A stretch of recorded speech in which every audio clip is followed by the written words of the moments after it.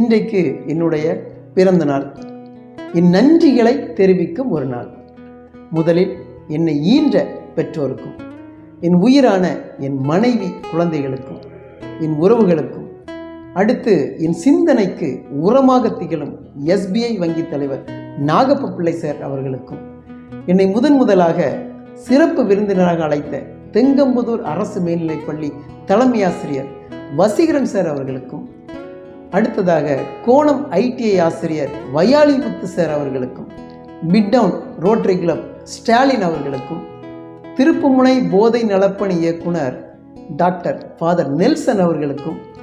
என்றும் என் நலன் விரும்பும் ஹெலன் அம்மா அவர்களுக்கும், என் அன்பு